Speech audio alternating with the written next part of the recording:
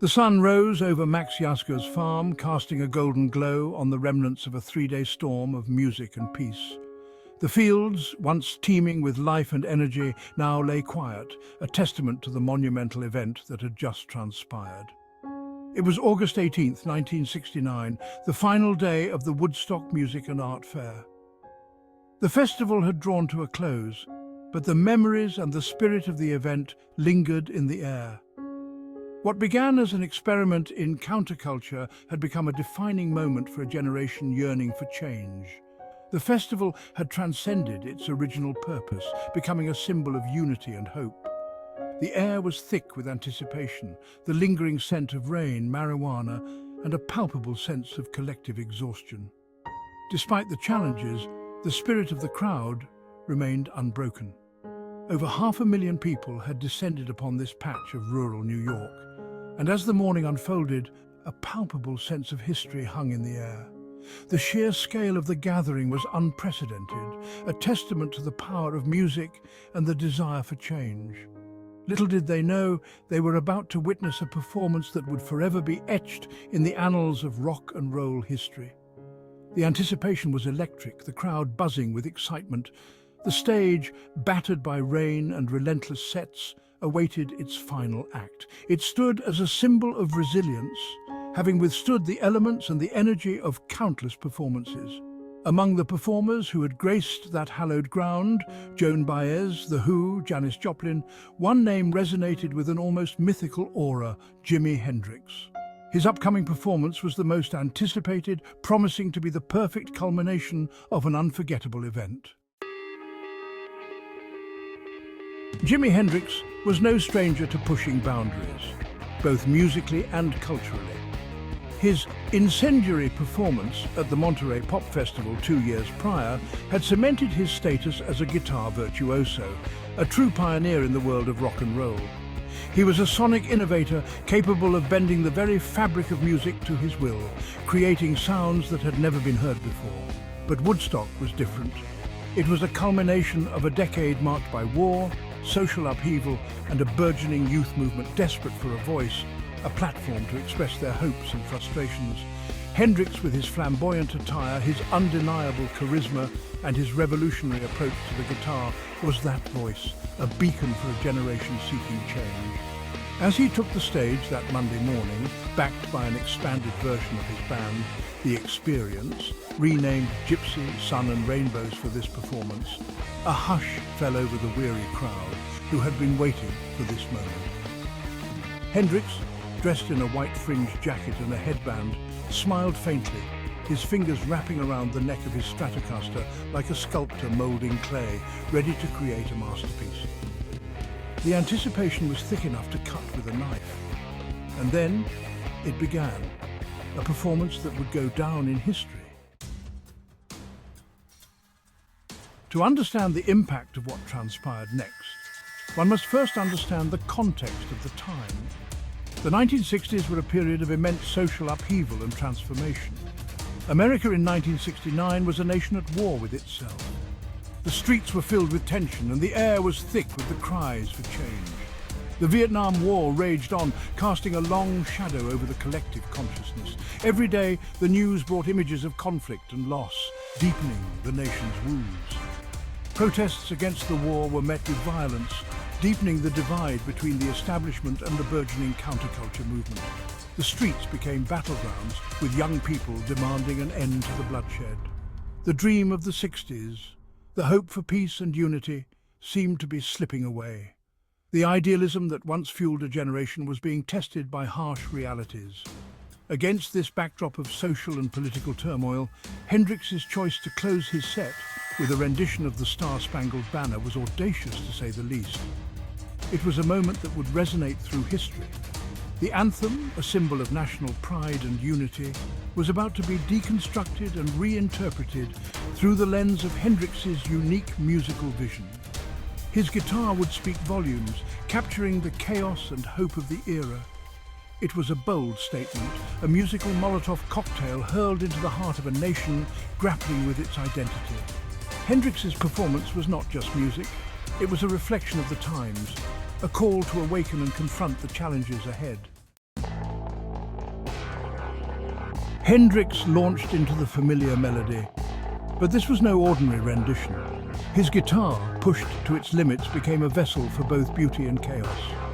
The familiar notes were distorted, stretched and contorted, transformed into a sonic tapestry that mirrored the turbulence of the era.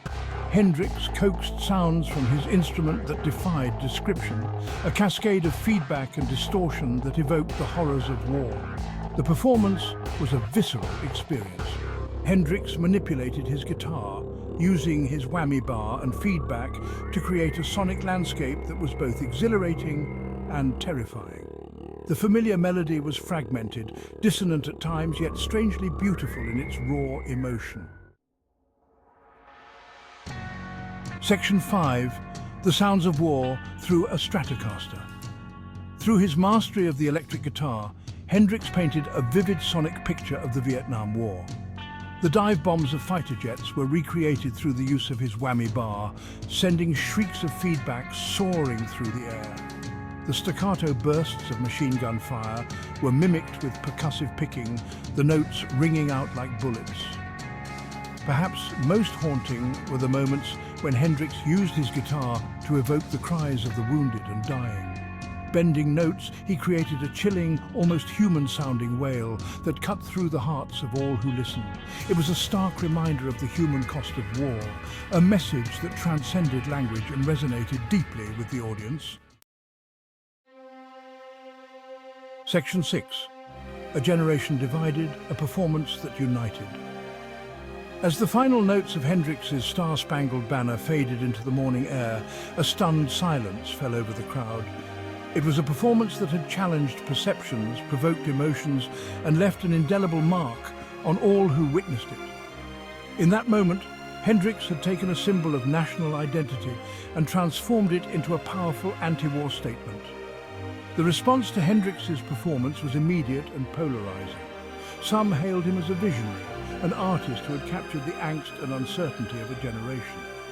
Others were outraged, accusing him of disrespecting the flag and the country. But whether one agreed with his message or not, there was no denying the raw power and emotion that Hendrix had unleashed on that stage. Section 7. More than just noise, critical interpretations. In the years since Woodstock, Hendrix's Star-Spangled Banner has been analysed, debated and dissected countless times. Some critics have argued that Hendrix was simply trying to recreate the sounds of war through his music, using his guitar as a tool to express the chaos and destruction he saw around him. Others have interpreted the performance as a more deliberate act of protest, a sonic assault on the status quo and the Vietnam War in particular. Whatever Hendrix's true intentions, there is no doubt that his performance was a watershed moment in both music and cultural history. It cemented his status as a counterculture icon, an artist who was unafraid to use his platform to challenge convention and speak truth to power. Section 8. Hendrix's silence, the meaning behind the music.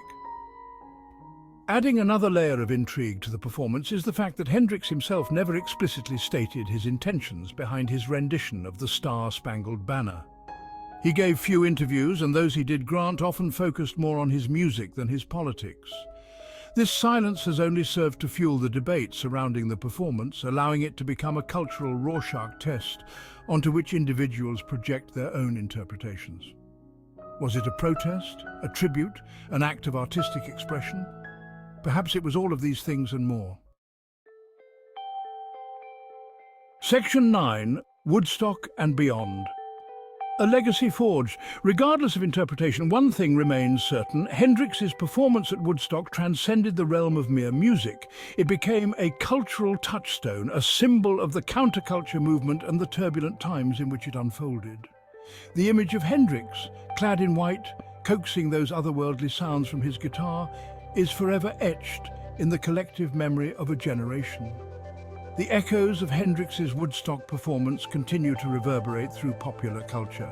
His music has influenced generations of musicians, from heavy metal pioneers to experimental noise artists. His Star-Spangled Banner has been covered by artists as diverse as Whitney Houston and Rage Against the Machine. each interpretation reflecting the social and political climate of its time. Section 10, an anthem for the ages. More than 5 decades later, Hendrix's Star-Spangled Banner remains a powerful and evocative piece of music. It is a testament to the enduring power of art, to transcend boundaries, to provoke dialogue, and to challenge the status quo. In a world still grappling with issues of war, peace, and social justice, Hendrix's message of unity and understanding continues to resonate with profound relevance.